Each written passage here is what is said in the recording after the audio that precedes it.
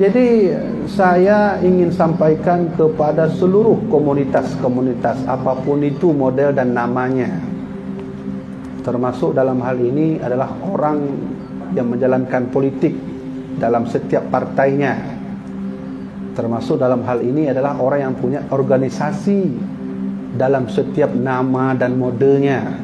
Apabila kita berpartai, berkomunitas, berorganisasi, berkelompok, kalau punya hegemoni ingin menang sendiri, tak mau bersatu, maka hukumnya haram ikut organisasi. Kalau ia memimpin tidak mau menjalankan agama Allah, maka sungguh dia itu orang-orang kafir. Memang persatuan kesatuan ini sulit sekali untuk dijalankan. Kenapa?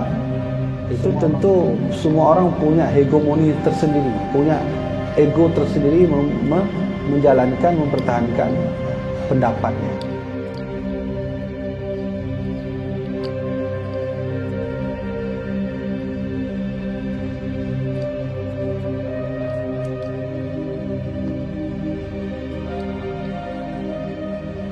Jadi saya ingin sampaikan kepada seluruh komunitas-komunitas apapun itu model dan namanya, termasuk dalam hal ini adalah orang yang menjalankan politik dalam setiap partainya, termasuk dalam hal ini adalah orang yang punya organisasi dalam setiap nama dan modelnya.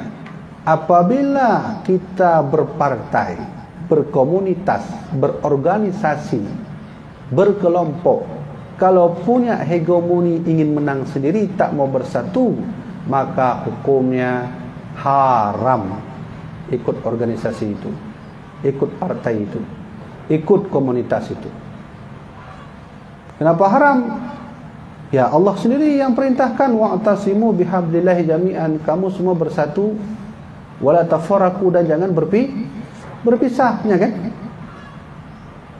Wah, saya enggak maulah ikut begitu. Kalau enggak mau berarti waman lam yahkum bima anzalallah, siapa yang tidak mau menuruti hukum Allah, maka hukumnya kafir. Nah, coba lihat. Maka saya sarankan kepada saudara-saudara semua, kita sudah capek Islam ini diinjak-injak oleh orang lain. Ekonomi kita dikuasai oleh kapitalis. Politik kita dikuasai oleh komunis. Dulu Indonesia tak ada istilah rasis, tak ada dulu. Cuma entah kenapa di akhir-akhir tahun 2000 ke atas itu sudah muncul rasis-rasis itu.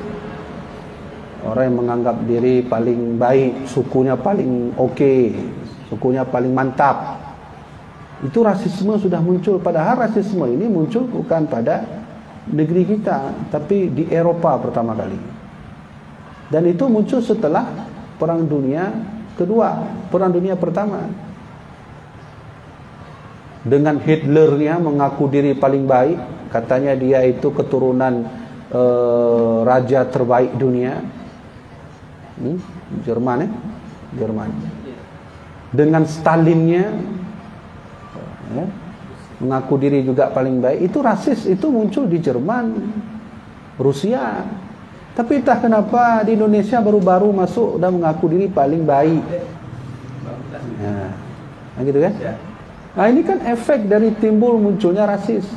Nah, rasis inilah sumber perpecahan atau tidaknya ada kesatuan dan persatuan. Maka ayo kembali ke permasalahan awal.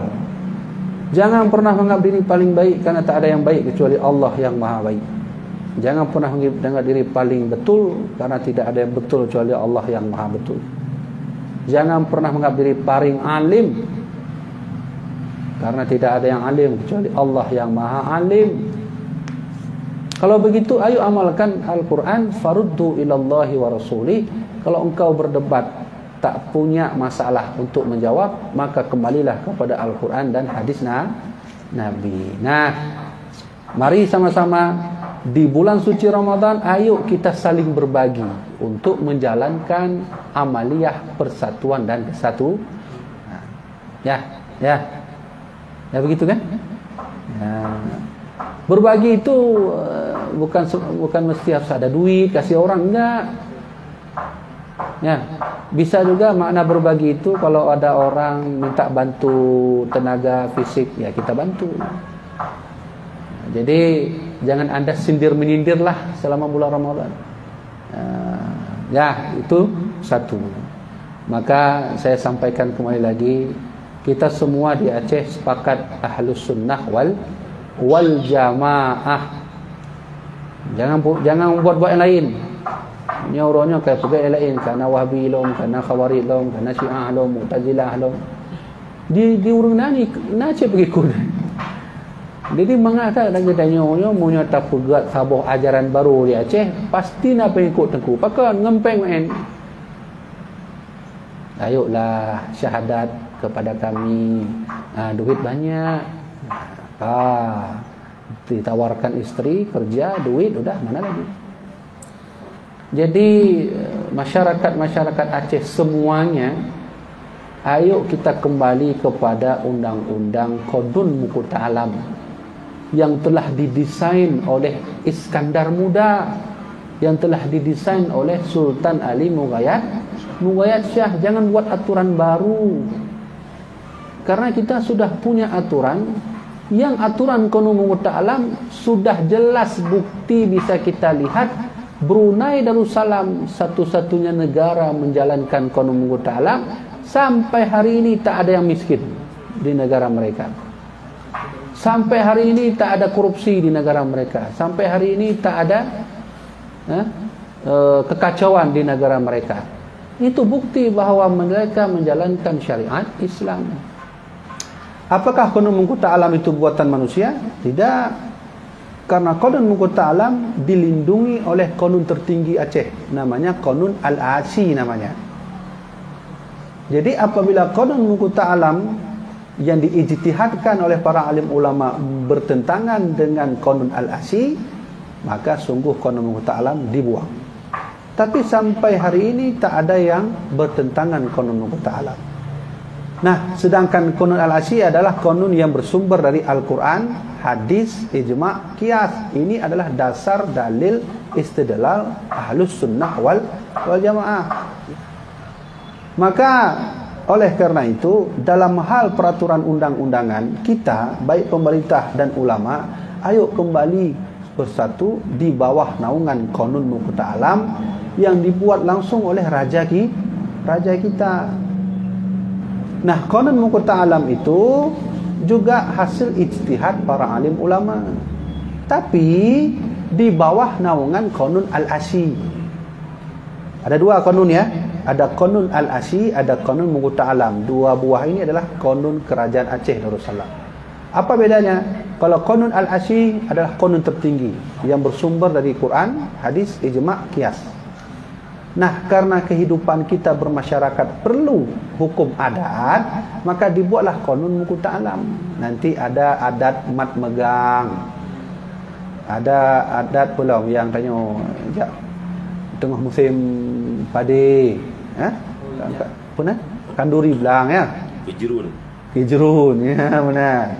Nah, itu adalah hasil ijtihad ulama Aceh yang tercipta dalam satu Qonun disebut Qonun Muqta Alam. Di kitanya kadang latah tak pugat kata yang baru lah. Tak pugat dalam kanalan Qonun Muqta Alam.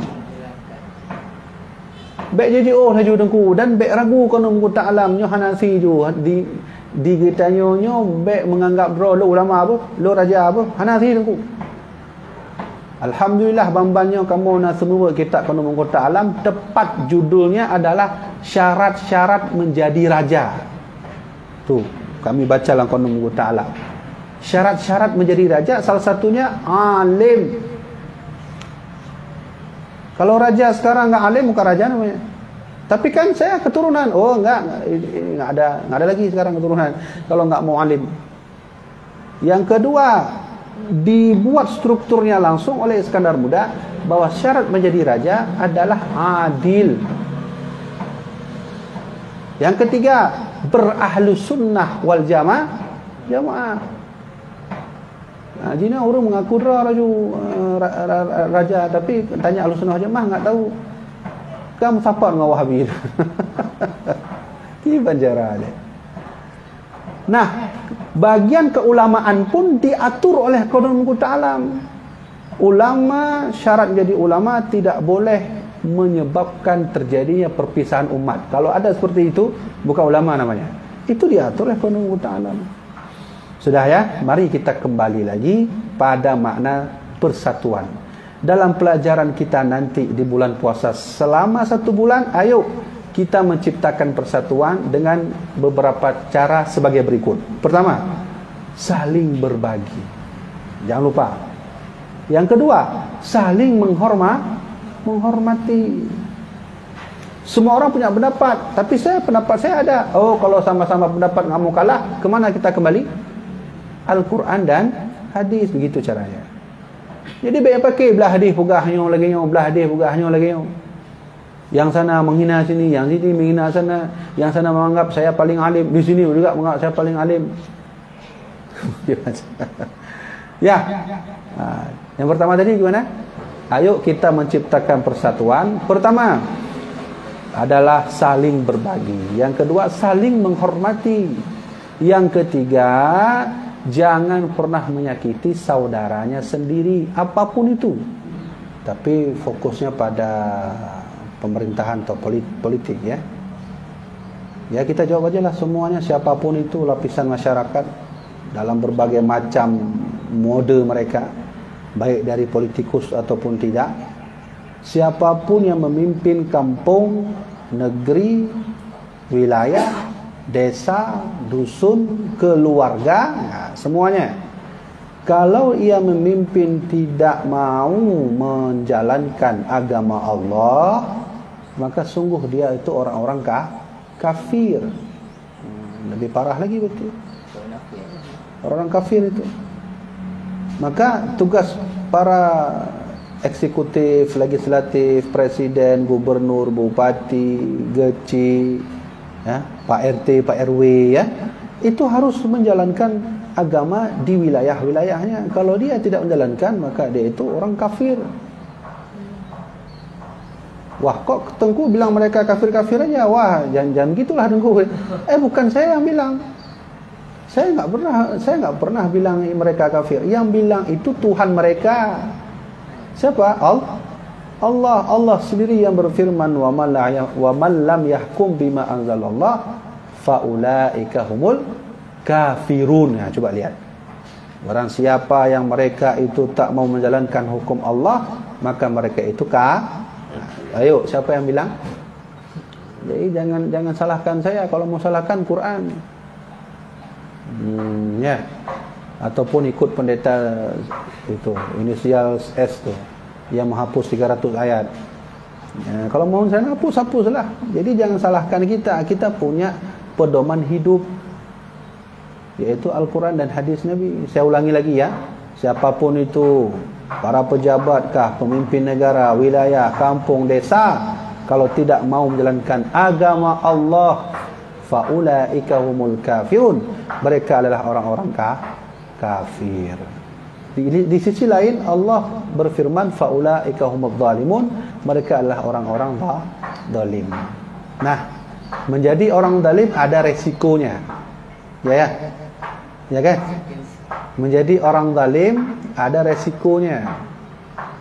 Kalau orang kafir belum tentu dia menyakiti orang. Kalau orang zalim sudah tentu dia menyakiti orang dan berhukum kafir. Coba lihat, orang sekadang orang sekarang itu lupa dengan kejadian zaman dulu. Padahal sudah berulang-ulang Allah bercerita tentang umat kaum Lut berbuat zalim. Efeknya apa yang terjadi? Diazab Allah. Dulu pernah kita lihat dalam Al-Quran tertulis bahwa dulu umat Nabi Nuh berbuat zalim, diazab juga oleh Allah. Udahlah, itu saya dibukti, jangan diulang-ulang lagi. Sekarang orang ulang-ulang lagi. Jadi sebelum ada azab-azab, ya udahlah, santai aja, enjoy aja. Kapan taubat? Waktu dah tsunami lagi baru sampai. Mana arti lagi. Kita itu bagaikan Fir'aun yang kedua. Ya. Jadi saya teringat ceramah Ustaz Somad, andai kita disuruh pilih, mau pilih Nabi Musa atau pilih Fir'aun, orang pasti jawab Nabi Musa. Ya kan? Padahal yang buat BPJS Fir'aun, yang buat bangunan tinggi Fir'aun, yang buat jaminan kesehatan Fir'aun, yang buat mall Fir'aun, yang buat gedung tinggi-tinggi pencakar langit Fir'aun, yang memiliki aparat militer tertinggi Fir'aun, diskotik Fir'aun. Nah, yang punya diskotik Fir'aun. Ya. Habis itu yang punya kekuasaan melimpah Fir'aun, ekonomi di bawah Fir'aun. Nabi Musa apalah? Punya tongkat aja satu, kasih makan orang pun enggak bisa. Ngajak kita lagi seberang untuk nyebrang laut. Ayo, siapa mau ikut? Fir'aun atau Nabi Musa? Orang akan menjawab di lisannya Nabi Musa, tapi hatinya Fir'aun. Maka saya terkesima juga melihat ceramah Ustaz Somad begitu. Lalu beliau berkata, nah, kata beliau, Fir'aun itu ingatlah, jasadnya saja yang mati, tapi Fir'aun setelah itu tetap akan ada sampai hari kiamat. Ada Fir'aun kecil yang akan muncul. Nah, tinggallah tunggu azab Fir'aun kapan terjadi. Azab Fir'aun yang besar sudah ada, sekarang azab Fir'aun yang kecil-kecil kapan terjadi? Ayo, pilih seorang yang gila, yang bawa yang cuman hanya pakai tongkat ngajak kita nyebrang laut, atau orang yang memiliki militer tertinggi, kekuasaan di bawahnya, yaitu Fir'aun. Orang pasti pilih Nabi Musa, tapi hakikat hatinya Fir'aun. Ya, tak tahulah, tunggu ajalah azab Allah.